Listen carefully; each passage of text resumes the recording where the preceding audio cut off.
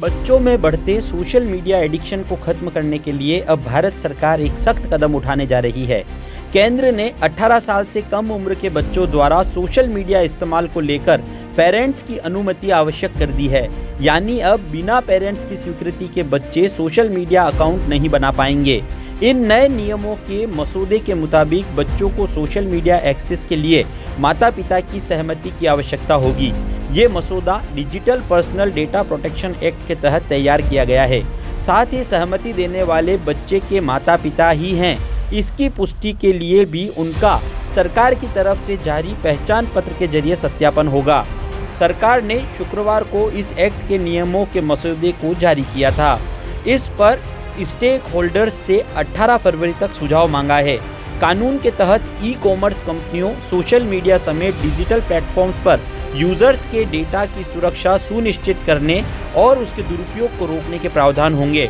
ऐसे में भारत सरकार के इस फैसले का उदयपुर वासियों ने भी स्वागत किया है।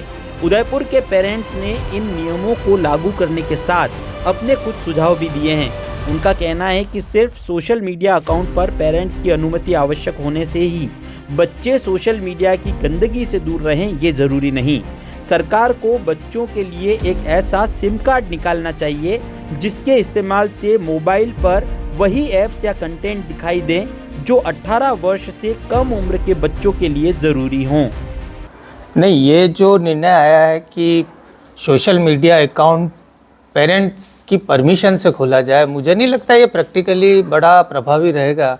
क्योंकि अगर बच्चा बाहर है और पेरेंट्स अगर दूसरी जगह है तो ये कैसे पॉसिबल होगा। और दूसरी चीज़, मेरा इस विषय पर यह मानना है कि जब एक बच्चे को मोबाइल देना आज की तारीख में आवश्यक हो गया है तो क्यों नहीं सिम ही इस तरह से हो कि एक बच्चे के कनेक्शन की सिम अलग हो और एक बड़ों के कनेक्शन की सिम अलग हो, तो मुझे लगता है कि दुरुपयोग काफ़ी हद तक रुक जाएगा।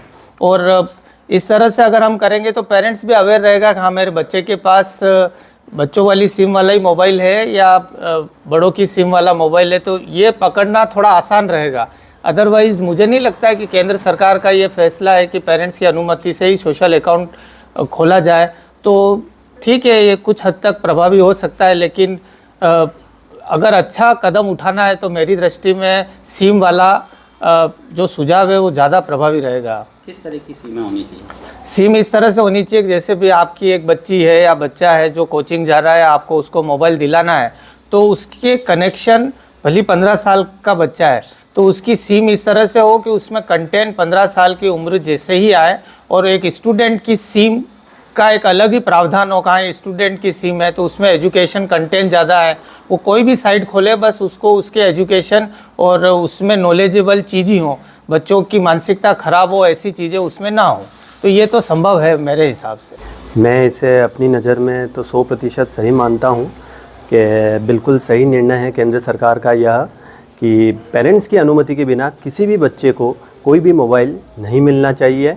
और जहाँ तक मेरे मित्र ने एक बात कही थी कि अगर उनको मोबाइल देना ही है तो उनके मोबाइल में कंटेंट कुछ इस प्रकार से हो कि वो एजुकेशन से रिलेटेड पोर्टल ही खुले, इसके अतिरिक्त तो कुछ खुले ही ना।